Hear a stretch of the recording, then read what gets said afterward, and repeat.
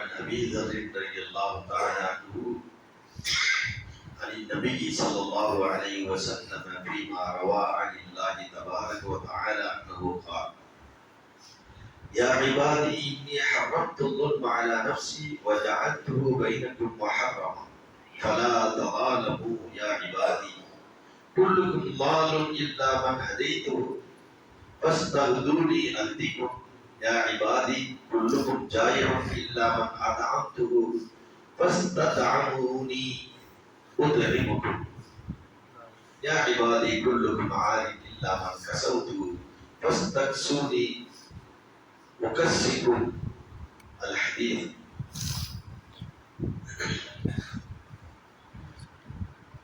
அபூதர் ரலியல்லாஹு தஆலா அவர்கள் அறிவிக்கின்றார்கள், நபிகள் ஸல்லல்லாஹு அலைஹி வஸல்லம் அவர்களை பற்றி நபிகள் ஸல்லல்லாஹு அலைஹி வஸல்லம் அவரிடத்தில் அல்லாஹ் அறிவித்த ஒரு செய்தியை அல்லாஹ் அறிவிக்கின்றார்.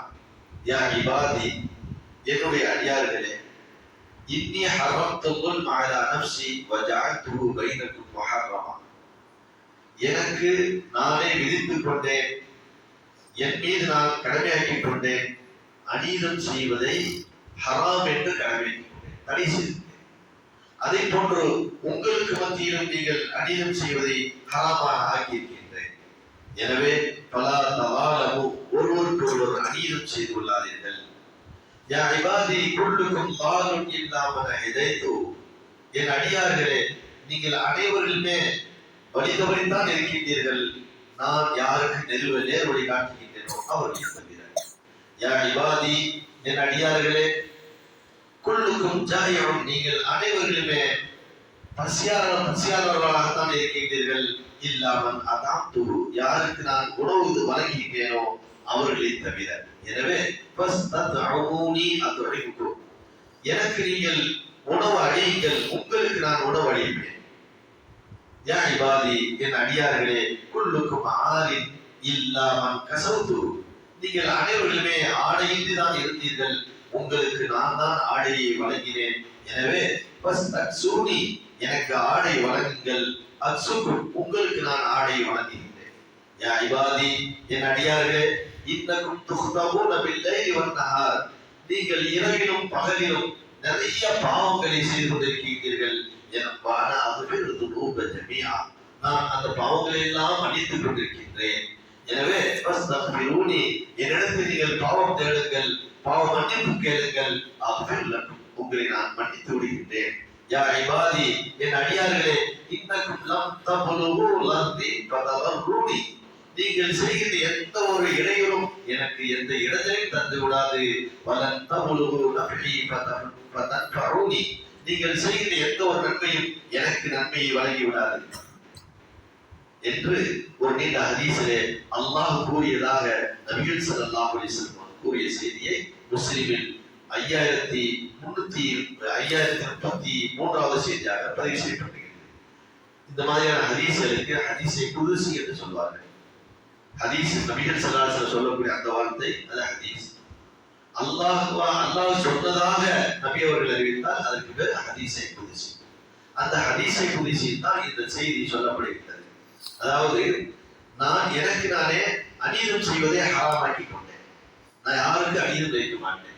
அதனால அல்லாஹ் குர்ஆனிலே சொல்லும் பொழுது கூட ஒரு வசனத்தை சொல்கிறான், 4:40 சொல்லும் பொழுது, இன்னல்லாஹ் லா யظلم மிஸ்கால தர்ரத்தின், அணுவளவும் அல்லாஹ் யாருக்கும் அநீதம் இழைக்க மாட்டான். குர்ஆனில் அல்லாஹ் பதிவு செய்கிறான், அணுவளவும் என் அடியாருக்கு நான் என்ன செய்ய மாட்டேன், அநீதம் இழைக்க மாட்டேன் என்று சொல்கிறான். அதைத்தான் அல்லாஹ் சொல்கிறான், எனக்கு நானே ஹராமாக்கி கொண்டேன், யாருக்கு நான் அநீதம் இழைக்க மாட்டேன்.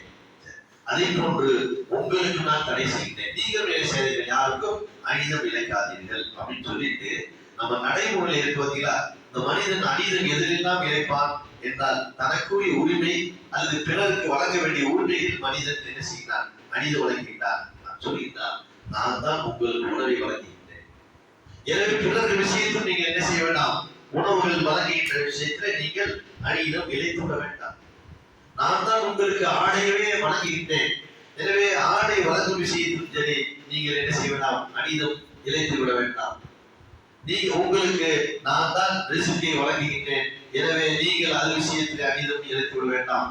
இரவிலும் பகலிலும் யா இபாதி, என் அடியார்களே, இரவிலும் பகலிலும் நீங்கள் நிறைய தவறுகளையும் குற்றங்களையும் செய்து கொண்டிருக்கிறீர்கள்.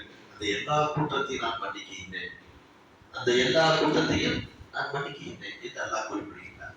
அப்ப என்னவென்றால் ஒருவருக்கு என்ன செய்யக்கூடாது, அநீதம் இழைக்கக்கூடாது. நீங்க நம்ம பார்த்தோம்னா இதுதான் உலகத்தில் நிறைய நடக்குது. தனிப்பட்ட மனிதராக இருந்தாலும் சரி, அல்லது ஒரு கடையை வைத்திருக்கக்கூடிய நிறுவனராக இருந்தாலும் சரி, அந்த கடையிலே வேலை செய்யக்கூடிய பணியாளர்களாக இருந்தாலும் சரி, அல்லது ஒரு ஜமாத்துடைய தலைவராக இருந்தாலும் சரி, அல்லது அந்த தலைவராக கட்டுப்பட்டிருக்கக்கூடிய ஜமாத்தார்களாக இருந்தாலும் சரி, ஒரு நாடாக இருந்தாலும் சரி, அந்த நாட்டை ஆளுகின்ற பிரதமராக இருக்கலாம், அல்லது ஜனாதிபதியாக இருக்கலாம், அல்லது நாட்டுடைய மக்களாக இருக்கலாம். இன்னைக்கு பார்த்தோம்னா பிறருடைய உரிமையில் கை வைப்பதை நடந்து கொண்டிருக்கிறது. எங்க பார்த்தாலும் அடுத்தோடைய உரிமையில் கை வைப்பது, அடுத்தவர்களுக்கு சொந்தமானதை வழங்குவதில்லை, அடுத்தவர்களுக்கு எதை செய்ய வேண்டுமோ அந்த கடமையை செய்யாதவர்கள் எல்லாம் அநீதம் இழைக்கக்கூடியவர்கள்.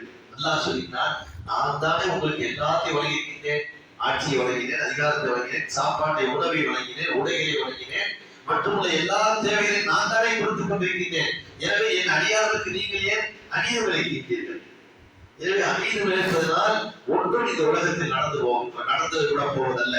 இதற்குண்டான தண்டனையை ஒன்று இந்த உலகத்தில் நீங்கள் பெற்றுக் கொள்வீர்கள், அல்லது நாளை மறுமையை நீங்கள் பெற்றுக் கொள்வீர்கள். அதனால அல்லாஹ் சொல்லும்போது எப்படி சொன்னார், நீங்கள் செய்கின்ற எந்த ஒரு இடத்திலும் என்னை இடைவராகி விடாது, நீங்கள் செய்கின்ற எந்த ஒரு நன்மையும் எனக்கு எந்த பலனையும் அளித்து விடாது. அப்படி என்றால் என்ன அர்த்தம்? உங்களுக்கு நீங்களே அநீதம் இழைத்துக் கொள்கிறீர்கள், உங்களுக்கு நீங்களே அநீதம் இழைத்துக் கொள்கிறீர்கள். ஆகையினால் பிறருடைய உரிமையை நீங்கள் என்ன செய்யாதீர்கள், கை வைக்காதீர்கள். பிறருடைய உரிமையை நீங்கள் வழங்கி விடுங்கள். அதே போன்று பிறருக்கு உரிமை என்று சொல்லும் பொழுது ஒருவருக்கு வழங்க வேண்டிய உரிமையை கொடுக்காமல் இருப்பதும், ஒருவருடைய உரிமையை நாம் பறிப்பதும் ரெண்டுமே தவறுதான். அவருக்கு வழங்க வேண்டிய உரிமையை கொடுக்காமல் இருப்பதும் தவறுதான், அவருடைய உரிமையை நாம் எடுப்பதும் தவறாக இருக்கின்றது. அதனால்தான் நீங்கள் ஒருவருக்கு என்ன செய்ய வேண்டாம், அநீதம் இழைத்துக் கொள்ள வேண்டாம் என்று அல்லாஹ் கூறியதாக நபிகள் ஸல்லல்லாஹு அலைஹி வஸல்லம் அவர்கள் நமக்கு சொல்லித் தருகிறார்கள். ஆகையினால் நாம் பிறருடைய உரிமையை கை வைக்காமல் எந்த விஷயமாக இருந்தாலும் சரி, இன்னைக்கு உலகத்துல பெரிய குழப்பமே அதான் நடக்குது. உலக நாடு ஒரு நாடு இன்னொரு நாட்டை என்ன செய்து கைப்பற்றது, அந்த நாட்டு மேல அதிகாரம் செலுத்துவது, இவையெல்லாம் மிகப்பெரிய குற்றம். என் அடியார்கள் நீங்கள் எல்லாம் என் அடிமைகள் என்று வல்ல ரஹ்மான் தன்னுடைய அந்த ஹதீஸை குர்சியிலே குறிப்பிடுகிறார். அல்லாஹ் தஆலா பிறருக்கு அநீதம் செய்வதை விட்டும் பிறருடைய உரிமையை பறிப்பதை விட்டும் நம்மை காப்பாற்றுவாங்க. சுப்ஹானல்லாஹ்.